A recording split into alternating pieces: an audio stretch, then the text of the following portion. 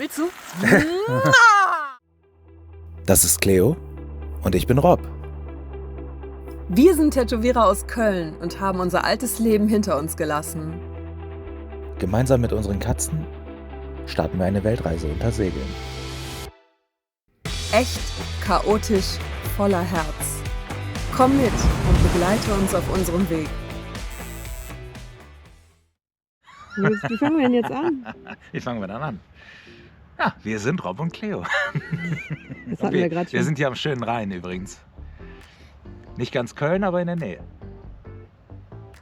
Heute wollen wir euch die Geschichte der Ater erzählen, wie wir zu dem Schiff kamen und was es alles gekostet hat und was alles passiert ist, was wir nicht zeigen konnten, weil wir entweder das Videomaterial nicht hatten oder es ist halt immer ein Problem, wenn man ein Video oder wenn man Videos schneidet, die spontan passieren. Das ist was anderes, als wenn man den Content vorher vorplant. Und deswegen wurde viel nicht gesagt, glaube ich. Und das können wir heute nachholen. Kommen wir zu Kapitel 1, wie alles begann. Als ich Rob kennengelernt habe, haben wir ein Picknick am Rhein gemacht. Und er hat mir, ich glaube in den ersten 10 Minuten davon erzählt, dass er unbedingt die Welt bereisen möchte mit einem Segelboot. Und dann habe ich ihm gesagt, ja, das will ich auch unbedingt, aber es war jetzt nicht unbedingt mit einem Segelboot, sondern Hauptsache die Welt sehen wollen. Ist jetzt erstmal für ein riesen Hirngespinst gehalten. Das ist das, was sie gerade verschweigt. Können wir kurz festhalten, was ich für ein Romantiker bin. Schönes Picknick am Rhein. Dann 2 Jahre später, willst du das sagen mit das, was danach passiert ist?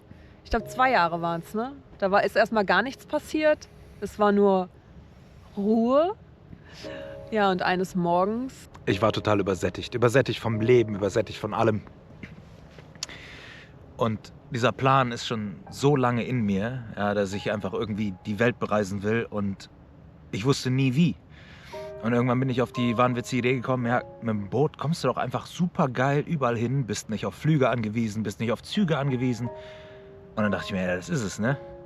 Und weil ich wieder so die Schnauze voll hatte vom Leben und seinen Facetten, weil so wie ihr das kennt aus unseren Videos, so zieht sich das nämlich einfach nahtlos durch unser Leben durch. Wir haben nämlich Scheiß an den Fingern. Ja, da war dann der Moment, dass ich einfach blind und dumm ein Boot gekauft habe. Ja. Und da fing das ganze Unheil an. Wie kam es denn zu dem Ganzen? Das war so, ich bin eines Morgens aufgewacht und dann hat er mich nur angetippt und meinte, Schatz, ich habe ein Boot gekauft. Ja, ich habe ein Boot gekauft. Was soll man dazu auch sagen, ne? Ich habe es einfach zufällig gefunden auf einer Seite für Zwangsversteigerung. Und ja, die Beschreibung sah eigentlich ganz nett aus, ne? Also alles, was da stand, es würde alles funktionieren. Oder es hätte zumindest noch funktioniert, als es in der Marina eingelaufen ist. Viele Dinge, die total positiv klangen, die aber eigentlich gar nicht so positiv waren, weil sie gar nicht mehr dem entsprochen haben, oder überhaupt nicht dem entsprochen haben, was stimmt. Also viele Dinge waren per se gelogen. Ja, es gab genügend Dinge, die einfach gar nicht funktioniert haben. Es gab viele Dinge wie ein Bugstrahlruder, was kaputt war, einen total verbasteten Autopiloten, diverse Undichtigkeiten überall, die auch schon vorher bestanden haben müssen. Klar, viel Rost ist natürlich in den Jahren dazugekommen, in denen es in der Marina lag. Aber im Grunde genommen gab es viel zu viele Facetten, das hätte so überhaupt gar nicht erst in der Anzeige stehen dürfen. Also es war auch auf den ersten Blick eine sehr seriöse Firma und wir haben einfach vertraut. Normalerweise, wenn man was kauft bei Privat, dann denkt man, könnte man betrogen werden, aber in dem Fall war es halt eine große Firma. Und das zweite Ding war, das Schiff stand in Irland und wir hätten es gar nicht vor Ablauf der Auktionszeit, heißt es so? Das heißt so. Vor Ablauf der Auktionszeit nach Irland geschafft, weil Ryanair nur 2-mal die Woche fliegt. Also so oder so, naja. Auf jeden Fall sind wir dann angekommen beim Schiff und wir haben erstmal einen Pfefferminzschlag bekommen. Das ist wieder, wenn ich sowas sage, das kann man wieder nicht ins Englische übersetzen. Wir sind erstmal schockiert gewesen und wussten erstmal nicht, was wir machen sollten. Am ersten Abend, wir haben gar nicht gefilmt. Am ersten Abend sind wir wir haben so ein Häuschen gehabt, direkt neben der Marina. Wir sind rein und haben uns einfach nur, ich glaube, wir haben geweint. Ein bisschen. Und dann hat Rob mit seinem Anwalt telefoniert und gesagt, was machen wir jetzt? Und er sagt, nichts. Ihr könnt nichts machen.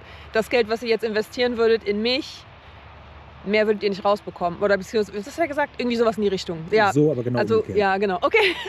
Das Geld, was wir wiederbekommen könnten, ist das Geld, was wir für ihn ausgeben. Genau, das, ja. Also das war auf jeden Fall so ein Nullsummenspiel und Wäre den Stress nicht wert gewesen. exakt. Und deswegen haben wir uns dann, weiß ich nicht, überlegt, was machen wir jetzt? Wir hätten es verschrotten lassen können, das wäre aber auch unbezahlbar gewesen. Also blieb uns ja nur die Wahl, weiterzumachen und zu gucken, was kommt. Deswegen wollten wir es die ganze Zeit rauskranen lassen, um zu gucken, wie es denn wirklich aussieht, ob sich das Ganze lohnt. Blauäugig wie wir sind, haben wir einfach gesagt, wir machen jetzt weiter. Wir ziehen es einfach durch. Rückwirkend betrachtet war das nicht unbedingt die klügste Entscheidung, die ich im Leben getroffen habe. Also ihr werdet euch natürlich freuen. Viele von euch aus den Kommentaren, ihr hattet natürlich recht. Ja, klar hätte man das vorher begutachten müssen. Man hätte vielleicht einen Gutachter drüber schicken müssen, Sachverständigen, wie auch immer. Haben wir nicht gemacht.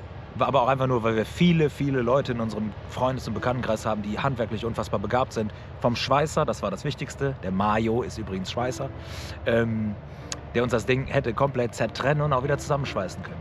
Und deswegen hatten wir auch so ein Vertrauen in unsere Community, dass wir das hinkriegen. Unabhängig vom Gutachter oder nicht. Und ich meine, an für sich sind wir einen ganz guten Weg gekommen. Es wurden Wetten abgeschlossen, dass wir es überhaupt nicht mal aus der Marina rausschaffen. Und wir haben die Wette definitiv gewonnen, obwohl wir nicht daran teilgehabt haben. Ne? Also insofern alles okay. Klar, ist alles ein bisschen mit Schwierigkeiten verbunden gewesen. Aber kleines Stück haben wir es geschafft. Mein Gott! Attacke. Was auch noch wichtig ist zum Hinzufügen, finde ich, ist, dass wir, je öfter wir beim Schiff waren, desto mehr ist unser Herz irgendwie dran gewachsen.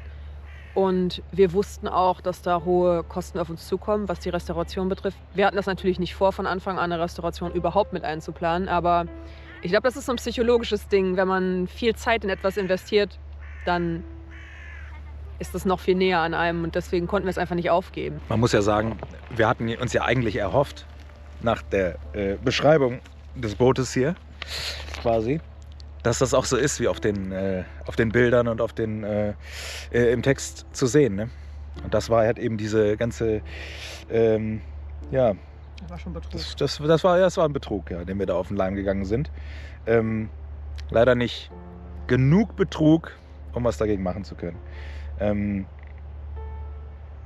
Ja, muss man sich mal vorstellen, wir hatten eigentlich nicht geplant, das überhaupt zu restaurieren. Eigentlich wollten wir natürlich, klar, ist einem klar, wenn man ein günstiges Schiff kauft, dass man das jetzt nicht einfach lossegelt. Also so debil sind wir nur auch nicht, dass wir das nicht wissen. Aber wir hätten gedacht, keine Ahnung, vielleicht 10.000, 20.000, die man reinsteckt, einfach weil man es auch besser ausstatten will, ein bisschen auf einen neuen Stand heben will. Und es war halt einfach das komplette Gegenteil davon.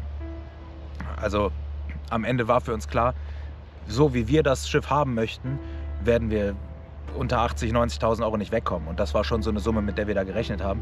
Und irgendwie war das auch okay für uns. Wir wussten, wir nehmen uns jetzt ungefähr 3 Jahre Zeit, das zu machen und das zu rocken. Und ja, Nach und aber nach. nach und nach. Ja. Problem war ja nur, unsere Überfahrten haben es ja schon zum Problem gemacht. Wir hatten bei unseren Überfahrten immer fähige Leute dabei, die uns auch unterstützt haben, damit wir das nicht ganz blauäugig und alleine angehen, ohne die nötige Segelerfahrung. Die sieht man aber auch natürlich nicht immer in den Videos. Es war immer mindestens eine Ja, Person dabei. Wir haben sie in der Böge versteckt. Nein, aber ja, doch so halb sieht man sie manchmal. Nein, deswegen kam das sicherlich auch manchmal so rüber, als würden wir total fahrlässig alleine handeln, was wir aber natürlich nicht gemacht haben. Ja, aber trotzdem, auch mit professioneller Unterstützung hat das mit den Überfahrten nicht so geklappt, wie wir uns das gewünscht haben. Und deswegen stehen wir jetzt da, wo wir stehen. Wie viel hat denn der Kahn gekostet? Ja, das ist dann die Frage, die die meisten gestellt haben. Ne? So erstmal sagen, es war so ein schönes Auktionskonstrukt, was ich auch nicht wusste vorher. Ne? Immer wenn du geboten hast, hat sich quasi die Schlusszeit nochmal um 3 Minuten verlängert. Und immer wenn in dieser Zeit keiner mehr geboten hat, oder erst wenn in dieser Zeit keiner geboten hat, hast du den Zuschlag bekommen. Da haben natürlich noch 17.000 Leute, danke erstmal an euch alle, ne, die da mitgeboten haben. Wir waren schon mit einigen in Kontakt, haben natürlich den Preis immer wieder hochgekloppt. Aber ich glaube, mein blauäugiges Gebot war so hoch, dass mich lange keiner überboten hätte. Ja, rückwirkend betrachtet auch gar nicht mal so intelligent. Aber schwamm drüber. Ja, was hat's gekostet? Also, wir haben den Zuschlag bekommen bei 9.800. Ja, der Mindestpreis war 5.000 und selbst die 5.000 waren zu viel. Also das muss man rückwirkend betrachtet sagen. Aber uns wurde auch gesagt, der Schrottpreis wäre Der Schrottpreis wäre höher. ungefähr 10.000. Ja, das wurde uns gesagt. Also macht euch keine Sorgen, ihr habt keine Scheiße gekauft. Ja, irgendwie haben wir doch Scheiße gekauft. Immerhin Scheiße mit einem großen Lerneffekt. Ja, zusätzlich zu den 9.800 kam noch 2.100 € Auktionsgebühr dazu. Also insgesamt sind wir bei 11.900 € gelandet. Ja, war mindestens 1.900 € über dem, was ich ausgeben wollte zu dem Zeitpunkt. Aber es ist, wie es ist. Viel schlimmer sind die Kosten, die danach auf uns zukamen. Ne? Aber dazu kommen wir gleich. Dazu kommen wir gleich. Was wir noch anfügen müssen ist, dass die Bilder und der Text aus der Auktion 5 Jahre alt waren. Und zwar aus der Auktion, wo der Vorbesitzer das selber gekauft hat, selber ersteigert. Da ging das dann aus dem Nachlass von dem Vorvorbesitzer, den ja einige von euch kannten auch, in seinen Besitz über. Und er war selber niemals vor Ort. Er hat also 4 bis 5 Jahre das Boot einfach da im wahrsten Sinne verrotten lassen. Und das stand nicht in der Auktion. Ja, also die komplette Bebilderung, nicht mal ein Drittel so verrostet, wie wir es vorgefunden haben. Natürlich nicht verschimmelt, nicht völlig feucht, nicht die Fensterrahmen ankorrodiert. Ja, und eben viele, viele, viele Unwahrheiten einfach im Text von Dingen, die vermeintlich funktioniert haben. Dass jetzt eine Batteriebank nicht mehr funktioniert nach der Zeit, okay, das ist geschenkt. Ne? Aber viel zu viele Dinge, die uns da ordentlich haben auf den Leim gehen lassen. So, und dann müsst ihr euch vorstellen, wir waren am Ende der Welt. Wir waren in Kerry. In County Kerry. County Kerry. Ich muss gerade mal korrigieren. Ja, es war Kerry, die Butter, Kerry Gold. Die übrigens sehr, sehr schlechte Rezensionen bekommen hat bei Stiftung Warentest. Ja, das mag sein. Es gibt da hinten nichts. Es ist wirklich am Popo der Welt. Da ist nichts. Also man kann sich das nicht vorstellen. Für die Leute am Computer, die sagen, ach, warum seid ihr nicht da und da? Nein, das ist nicht so. Da gab es 2 Supermärkte und dann war es das. Da gab es noch eine Insel und dann kam der Nordatlantik. Genau. Und dann haben wir jemanden kennengelernt, den Murphy. Und Murphy war der Einzige in 200 Kilometern Entfernung, circa, Im Umkreis von 200 Kilometern. der die Möglichkeit gehabt hätte, ein Stahlschiff A zu kranen und B, niemand wollte uns schleppen. Also er wäre der Einzige gewesen, der das Ganze hätte machen können. Und er war auf, wie heißt die Insel? Island. Ja, irgendwas mit Island. Ja, da waren die ersten Kabel. Die Insel hieß irgendwas mit Island. Was waren das für Kabel? Irgendwelche Unterseekabel, das weiß ich noch. Unterseekabel tatsächlich. Ja, ich blende das hier ein. Richtung New York oder was? Ja, ich blende das hier auf jeden Fall ein, wie das heißt. Eine ganz kleine Insel, ganz toll und interessant. Aber dieser Mann hat uns, ich glaube, 10-mal verschoben. Er hat gesagt, wir haben ihn angerufen und er hat dann ständig gesagt, ja, ich werde euch abschleppen, ich werde das machen mit euch, ich kran euch das, in eurer Abwesenheit sogar, völlig egal. Man muss einfach sagen, er hat uns auflaufen lassen. Ne? Er ist der beste Bootsbauer, den es da gibt. Ne? Der hat eine unfassbar gute Reputation. Der hat alles da. Und das hat er uns. Wir sind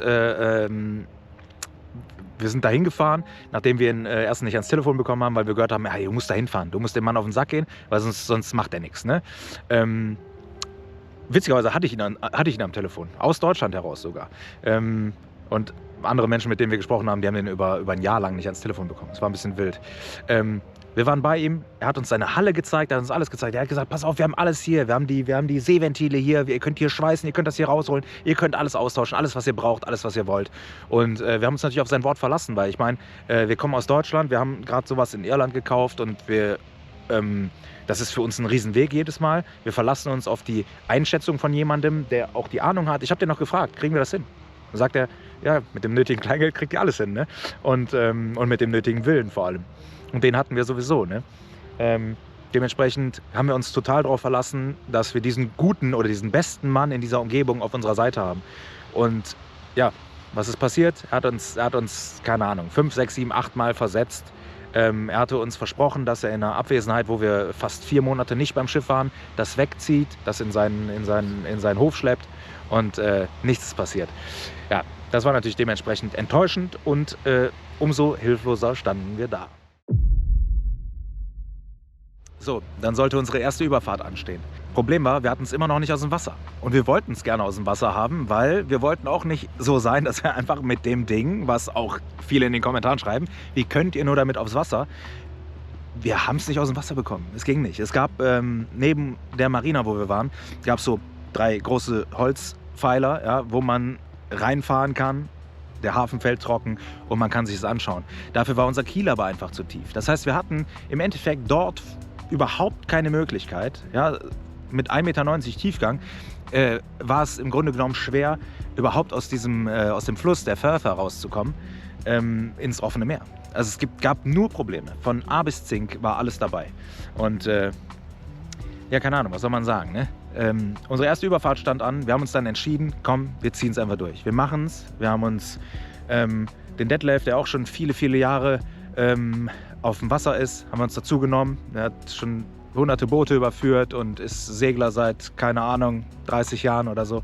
Und übrigens auch der Ausbrecherkönig, falls ihr das in der einen Folge nicht verpasst habt. Ja, was soll man sagen? Wir haben uns Beistand geholt, wir haben Diesel aufgefüllt, wir haben alles ans Laufen bekommen, was wir ans Laufen bringen konnten, die Katze eingepackt und sind losgesegelt. Und das lief auch erstmal alles super. Also es lief total entspannt, wir sind gut gesegelt, wir sind gut vorangekommen. Dann fing das bei der Zoe an, dass sie extrem seekrank wurde. Ja, das war natürlich für uns direkt ein Moment, keine Ahnung, Seekrankheit bei Katzen wissen viele. So oft geht die nicht weg, du kriegst die Katze nicht zum Essen. Die wichtigsten Dinge, die eine Katze tun muss, um nicht mehr seekrank zu sein, die kannst du nicht machen, ne? Weil die Katze isst einfach nicht. Die trinkt nichts, die kotzt einfach nur vor sich hin. Ne? Und die war auch noch viel zu klein, das muss man auch noch dazu sagen. Ja, die war viel zu klein, um überhaupt irgendwas zu verstehen. Also ja, irgendwo auf unserer Reise haben wir dann gemerkt, pass auf, der Wind passt einfach gar nicht. Ja, also alles, was da an Wind war, der Wind, der uns hätte erwischen sollen, war nicht da. Und der Wind, der da war, hätte uns irgendwo Richtung Spanien getragen. Wir hatten nicht genug Diesel an Bord, um bis nach England zu motoren. Das war natürlich auch ein Problem. Und als wir dann wieder in Funkreichweite kamen, hat Cleo einen Anruf bekommen von ihrer besten Freundin, die gerade auf unsere Kätzchen zu Hause aufgepasst hat. Und dann kam noch die Nachricht, dass mein Kater verstorben ist. Und das war auf jeden Fall noch so der letzte Seitenhieb, den ich auf jeden Fall gebraucht habe. Irgendwie, keine Ahnung. Am Ende haben wir uns entschieden, die Tour da abzubrechen. Wir haben uns den nächstmöglichen Hafen gesucht. Es hat überhaupt noch mal einen Tag gedauert, wieder zurück in Hafennähe zu kommen oder in Landnähe zu kommen. Und ja, dann haben wir gesagt, komm, dann machen wir jetzt hier Winterlager, suchen uns irgendwie ein Plätzchen, was sich auch alles noch mal ein bisschen schwieriger gestaltete. Für die es verfolgt haben, ihr kennt ja die Geschichte vom Hafenmeister.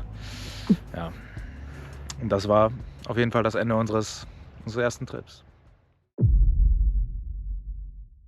In der Zeit haben wir uns dann dazu entschieden, dass wir aus unserer großen Wohnung ausziehen und uns einen Wohnwagen kaufen und in dem Wohnwagen leben, weil es ja eh nur noch 2 Jahre sein würden. Und das hat einen ganz speziellen Grund, warum wir mit dem Wohnwagen unterwegs sein wollten. Ja, wir wollten pendeln, ne? Ursprünglich war ja unser Plan, das Schiff von Irland nach Belgien überzusetzen. Und weil wir dort ein Plätzchen in einer kleinen Werft bekommen haben.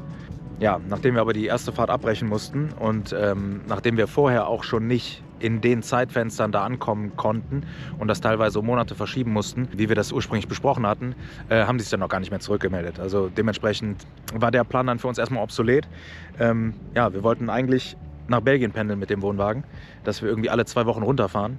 Was uns dann aber rückwirkend betrachtet auch einfach viel zu stressig war. Als wir dann zurückgefahren sind, nach dieser ersten Überfahrt, sind wir ja wieder nach Carsey-Wien zurückgefahren mit dem Bus, haben unser Auto geholt, den Anhänger angepackt, angehängt und sind dann quasi im Hänger wieder zurückgefahren. Und das war halt einfach schon ein riesengroßer Stress. Dann von der Fähre runter und dann sind wir nämlich auch witzigerweise genau in Belgien angelandet. Und dann haben wir uns gedacht, willst du das jetzt irgendwie alle 2 Wochen machen? 2 Mal im Monat diese Fahrt, 3 Stunden mit dem Anhänger mit 80 über die Autobahn. Und dann haben wir uns ganz klar dagegen entschieden. Und dann, ja, ganz witziger Zufall. Ich hatte vor einem halben Jahr oder ein halbes Jahr davor, hatte ich schon mal mit einem Boatyard in Köln telefoniert. Und ich hatte mich dann auf der Seite, auf der Internetseite nochmal schlau gemacht, mit wem ich denn überhaupt gesprochen habe. Und dann habe ich einen Namen gelesen, dachte ich mir, den Namen kennst du doch. Ne? Den Namen gibt es doch noch einmal auf dem Planeten. Grüße gehen raus, Dirk. Und dann habe ich gemerkt, das ist ja ein Bekannter von dir. Ja, und ich wusste überhaupt gar nicht, dass er irgendwie jetzt mit Booten macht und ein Boatyard hat. Ja, und dann sind wir da einfach hingefahren und dann haben wir gesagt, ist der Dirk da? Und dann war der da und dann hat das auch nicht lange gedauert, bis wir uns final wiedererkannt haben. Und er sagte, warte mal, du bist doch nicht der Rob? Du, was? Ah, wunderschön. Sag ich, ja natürlich, nur lange Haare und langer Bart. Sagt er, das ist ja krass, das ist ja krass. Ja, witziger Zufall, der Dirk hatte vorher auch ein Tattoo-Studio und deswegen, das war der Grund, warum wir uns kannten, ne? Ja, und er hat gesagt, ey, natürlich könnt ihr hin. Klar, ich kann euch hier raus, ihr kriegt hier ein schönes Plätzchen hier unten und klar, komm mit dem Wohnwagen vorbei, alles kein Problem, ne? Und ja, da dachten wir uns, easy, ist ja super, ne? Das war ja perfekt, direkt in der Nähe von zu Hause. Wir hätten im Prinzip da pennen können auch und hätten es dann wieder nach Hause zur Arbeit nicht weit gehabt, ne? Klar, immer noch ein bisschen Pendelei, aber lieber nur eine halbe Stunde als 3 Stunden, ne? Und dann kam unsere Überfahrt nach Köln. Ich war dann dieses Mal nicht dabei, weil irgendwer musste ja auf die Katzen aufpassen. Was vielleicht auch besser war, rückwirkend betrachtet. Ja, aber es war jemand dabei, der Bootsüberführung macht aus Berlin. Und da bin ich sehr froh drüber. Und Mayo. Und Mayo. Mayo, natürlich. Ja, was dann folgte, war, wie Cleo schon sagte, unsere Überfahrt nach Köln. Wir haben uns so gut vorbereitet, wie wir konnten. Wir haben den Anhänger vollgepackt, sind zu 4 hin, mit meinem Bruder wieder, mit dem jungen Mann, der die Bootsüberführung macht, mit dem Mayo.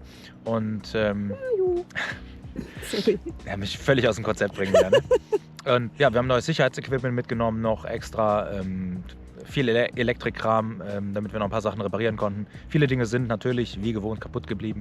Ja, und dann dachten wir uns, geht's los, ne? Wir hatten kein so großes Zeitfenster, was rückwirkend betrachtet auch nicht sehr intelligent war. Ich glaube, beim Bootfahren seinen Zeitplan nach seiner eigenen Zeit auszurichten, anstatt nach dem Wetter, ist nicht die klügste Entscheidung. Und deswegen bin ich auch sehr froh, dass ich, als wir losgefahren waren und wir ein kleines Problem mit dem Motor hatten, ich mich entschieden habe, umzudrehen. Und ich war auch sehr froh, ich wäre auch so oder so umgedreht, selbst wenn das Motorproblem nicht aufgetreten wäre, weil es einfach ganz plötzlich zu kabbelig wurde. Und das Wetter einfach nicht gepasst hat. Ja, dann habe ich mir danach einfach noch ein bisschen Zeit freigeschaufelt, sodass ich noch ein bisschen mehr Spielraum hatte, später wieder zu Hause sein musste zum Arbeiten. Und wir haben einfach noch 3, 4, 5 Tage, 4 Tage, 5 Tage im Hafen verweilt oder sind verweilt und ja, sind dann losgefahren. Ne? Wir hatten aufgetankt, wir hatten alles dabei, wir hatten ausreichend Diesel an Bord diesmal und haben uns auf den Weg gemacht. Ja, und dann kam das, was ihr in den letzten 2 Folgen gesehen habt. Zuallererst, als wir ungefähr der Hälfte zwischen Irland und England waren, ist uns der Motor abgeraucht. Witzigerweise war ich schon mal in so einer Situation, wo uns der Motor abgeraucht ist, auf einem Boot. Und deswegen, das Einzige, was uns gerettet hat, ist, dass wir den im letzten Moment, bevor wir auf relativ schroffe Felsen aufgeschlagen sind mit dem Boot, dass wir nochmal starten konnten. Und ich hatte irgendwie so ein Gefühl, dass der Grund ziemlich ähnlich sein wird, aufgrund der Art und Weise, wie das Ganze vonstatten gegangen ist. Und ich hatte im Groben recht, deswegen habe ich gesagt, wir werden den jetzt nicht nochmal starten, sondern wir gucken jetzt, wie weit wir mit der Segelpower kommen. Ja, wirklich ein paar Sekunden später, die Gedanken gerade irgendwie geordnet, ist das Großsegel gerissen. Und es ist genau gerissen an der Stelle, an der wir es damals mit dem Detlef zusammen gepatcht haben. Das war der Not halber auch einfach nur verklebt und nicht genäht, weil wir diese Zeit einfach nicht mehr hatten. Wir hatten nur ein einziges Zeitfenster, wo wir raus konnten, weil der Detlef nämlich danach auch weg musste. Und ja, deswegen gab es keine andere Möglichkeit. Ja, und dann saßen wir da. Motor ausgefallen, Segel gerissen. Und du fragst dich, was machst du jetzt, ne? Ja, wir dachten uns, komm, bergen das Segel so weit wie es geht, versuchen die Genua einzuholen, was einfach in den Windverhältnissen, in denen wir da gerade festgesteckt haben, einfach überhaupt nicht ging mit den alten Seilen. Ich wollte nicht so feste dran reißen, dass da irgendwas jetzt noch reißt und wir einfach keine Kontrolle mehr über die Genua haben. Dementsprechend blieb uns nichts anderes übrig, als sie einfach draußen zu lassen. Ja, dann sind wir im Prinzip einfach mit der Genua ein bisschen vor uns hingedümpelt, bis dann diese Fast-Kollision mit dem Fischerboot kam. Wir waren fast manövrierunfähig, wir konnten ganz minimal noch steuern und haben dann per Funk Kontakt zu dem jungen Mann in dem Fischerboot aufgenommen. Und er hat noch gesagt, I don't know what the fuck you're doing, but I'm in fishing operations. Dann sage ich, tut mir sehr leid, aber wir sind manövrierunfähig, wir können gar nichts machen. Sagt er, okay, ich gucke, was ich machen kann. Und dann hat er offensichtlich mit seinem riesigen Kahn einfach noch einen Rückwärtsgang eingelegt. Und wir sind irgendwie auf 8 Meter aneinander vorbei. Das war wirklich beängstigend, muss ich sagen. Das war nicht mal eben so, ne? Also, ja, und dann kam ja schon der Moment, wo wir die Küstenwache informiert haben. Wir waren nach diesem unglücklichen Encounter auf weiter See, waren wir schon in Handyreichweite, ja, und konnten glücklicherweise mit der Frau hier telefonieren, dass die Bescheid wusste, weil die hat sich die größten Sorgen gemacht überhaupt. Die hat nur gesehen, dass unsere Route auf dem AIS einfach einen ganz anderen Turn genommen hat, als das geplant war. Und hat sich natürlich, Gott, wer weiß, wie viel Sorgen gemacht. Ja, das war in dem Moment die erste, die wir informiert haben. Und danach ging es darum, da haben wir uns an die freiwilligen Helfer gewandt. Da wurden wir in den Kommentaren richtig für gebasht, dass wir nicht die freiwilligen Helfer von der Küstenwache unterscheiden können. Ich glaube, der Begriff, den man da benutzt, ist völlig irrelevant. Es waren nette Menschen, die uns geholfen haben und darum waren wir extrem froh. Die haben uns ein gutes Gefühl gegeben, haben gesagt, macht euch keine Sorgen und das passiert häufiger, als ihr glaubt und macht euch keinen Kopf. Ne? Und deswegen, ja, danke an die ganzen Kommentatoren, aber der größte Dank gilt auf jeden Fall den freiwilligen und vor allem ehrenamtlichen Helfern. Ne? Also wundervolle Leute, mit denen wir auch noch mehrfach danach in der Stadt gesprochen haben und super Team, wirklich super Team. Ja, unsere finale Entscheidung, das Boot zu verkaufen, kam natürlich, nachdem es uns dann unglücklicherweise in der Marina noch umgekippt ist. Das war auch alles andere als geplant. Obwohl wir auch diesen Kommentar bekommen haben, ja, dass das nur Clickbait war und dass wir das Schiff absichtlich in der Marina oder in dem Hafen haben umfallen lassen. Klar. Das ist da musst du erstmal drauf kommen, ne? Dass ich lasse absichtlich mein Boot umkippen, um dann die 1500 Liter Wasser, die in das Boot gelaufen sind, um das dann alles danach entsorgen und abpumpen zu müssen. Das war also, ja, richtig guter Kommentar, muss ich sagen. Wie dem auch sei.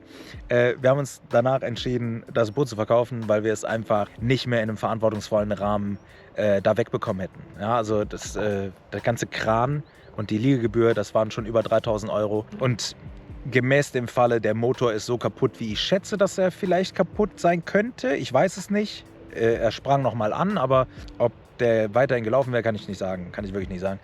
Es hätte uns mindestens 7.000, 8.000 € gekostet, um überhaupt wieder auf dem Wasser zu sein und das Wagnis zu begehen, damit die Landspitze von England zu umrunden. So dementsprechend. Das größere Problem war ja auch, dass wir es da in dem Moment eben nicht. Wir wollten es nach Deutschland holen und wir hätten einfach nicht alle 2 Wochen nach England fahren können. Das war, glaube ich, noch das größte Problem. Ja. Dass es da jetzt stuck war einfach. Was hätten wir tun sollen? Ne? Ja, wir hätten es noch über Land bringen können, was nochmal eine hohe 5-stellige Summe gekostet hätte. Wir hätten die Entscheidung fällen können, es zu verschrotten dort, was aber auch, wie verschrottet man ein Schiff irgendwo? Super teuer auch. Kriegst da kaum einen Kühlschrank entsorgt. Also, nee, ist Quatsch, aber... Nee, aber wo willst du ein Schiff entsorgen? Ein 19 Tonnen Stahlschiff, ne? Ja. Oder zumindest 19 Tonnen mit dem ganzen Wasser drin. War jetzt auch wieder das Ende von England, ne? Also, oder der Anfang, wie auch immer man es sieht. Ja. Ob Ende von Irland, Ende von England macht den Braten nicht fett, glaube ich. Ja, dann haben wir uns entschieden, es zu verkaufen. Also ursprünglich hatte ich mit dem Gedanken gespielt, es einfach zu verschenken. Weil ich dachte mir, bevor ich nochmal diese Kohle, 6.000, 7.000 € in die Hand nehmen muss, um das überhaupt wieder ins Wasser zu kriegen, dachte ich mir, bitte nimm's irgendwer mit. Ja? So, ich habe noch mit dem Chef von der Kranfirma gesprochen und er sagte auch nur, stell's auf Facebook ein, macht zu verkaufen Schild oder zu verschenken Schild dran und hofft, dass es einer wegholt. Auf gar keinen Fall. Ja, und dann dachten wir uns, ey, warum? Keine Ahnung, jeder kauft irgendwas. Und jeder interessiert sich für irgendwas. Und in genau dem Moment haben wir auch noch genau die ganzen Leute gefunden, die sich genau dafür interessiert haben. Was ein bisschen verrückt war. Über 50 Leute haben sich dafür interessiert. Ja. Wir haben mit bestimmt 10 davon geschrieben. Und am Ende ist es final geworden mit einem davon, mit dem ich über WhatsApp geschrieben habe am Ende. Ich habe ihm 120 Fotos und Videos davon geschickt. Wir haben bestimmt eine Stunde an Sprachnachrichten hin und her geschickt. Und für ihn war das genug zu sagen, ja okay, das kaufe ich. Und witzigerweise kam der Mann auch noch aus dem gleichen Ort, in dem wir da gestrandet sind.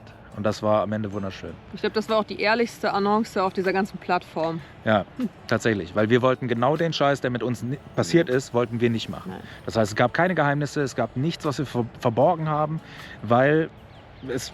Warte, Fliege. Weil es war halt so, wie es ist. Es ist dieses Schiff. Jeder hat es gesehen. Ne? So, da gab es nichts zu beschönigen. Aber es hat irgendwie, Potenzial. Ne? Und das ist das. Also wir finden immer noch, dass es Potenzial hat. auf jeden Fall. Und der junge Mann sieht das genauso. Der sagt, er hat noch 8 Jahre bis zur Rente und in der Zeit möchte er sich gerne was fertig machen, um damit die Welt zu bereisen. Das heißt, wenn es ganz geil läuft, schaffen wir es vielleicht auch noch mal auf unserem alten Schätzchen mitzusegeln. Und das Boot sieht tatsächlich noch ein 3. Mal die Welt. Und das würde ich fände es mega. Ich fände es mega. Weil vielleicht hat er den langen Atem, das durchzuziehen. Er hat 8 Jahre Zeit, also ich denke, er packt das. Warte mal kurz. Was ist da? Der hat die Fliege jetzt im Bad einfach. Achso.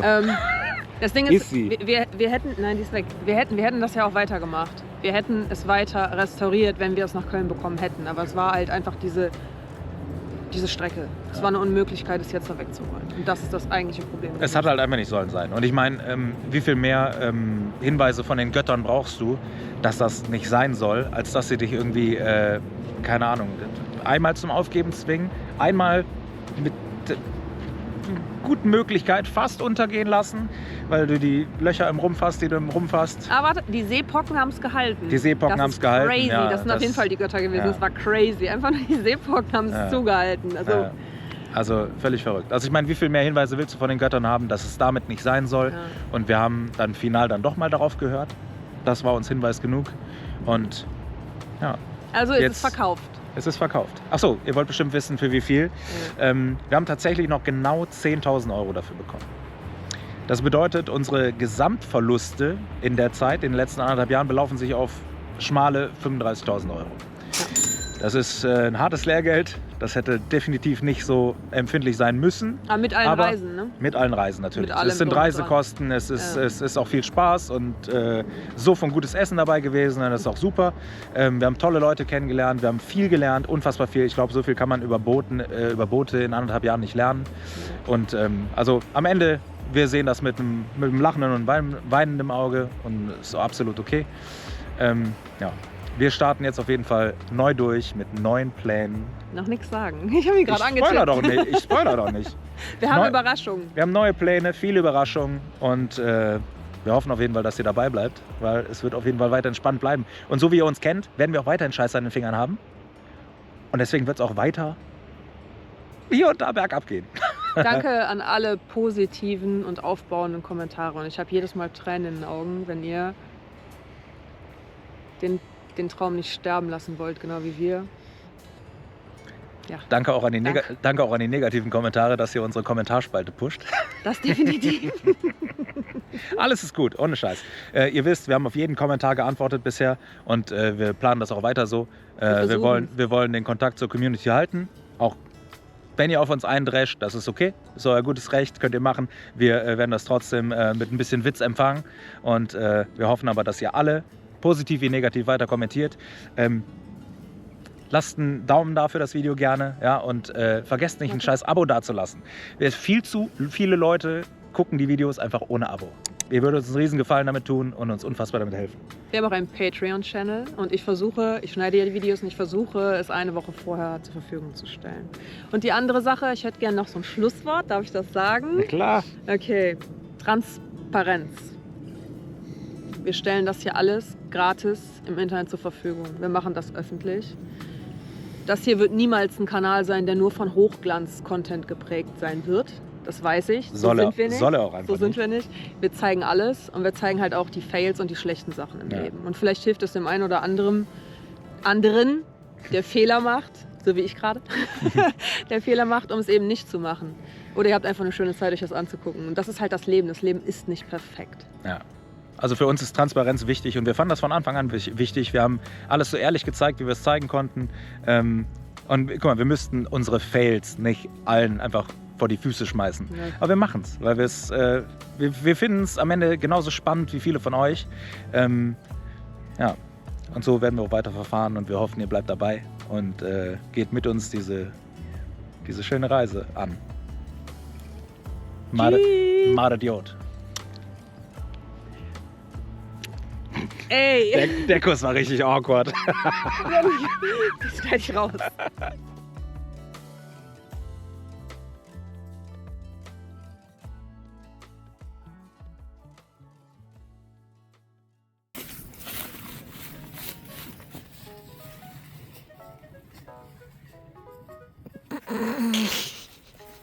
Ich kann Angst vor Zecken haben, Alter. Och, dringend Outdoor-Training, was mir die Zeckenangst nimmt. Mein Gott! Ist so.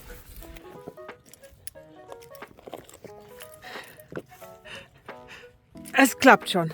Hier kann man nicht gehen. Hier soll man noch gar nicht gehen. Wir müssen da auf diesen Strandabschnitt.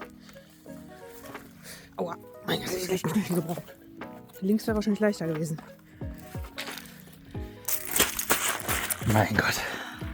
Was ist das denn? Hier gibt's Muscheln. Guck. Oh mein Gott. Das sieht man hier nicht so oft. Guck. Muckchen. Mupfel.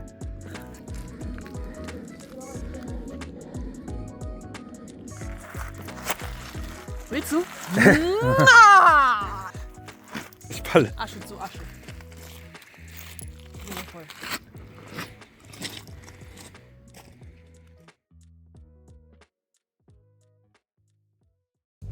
Oh mein Gott. Wir sind. Das kostet richtig Geld, ne? Was tun wir?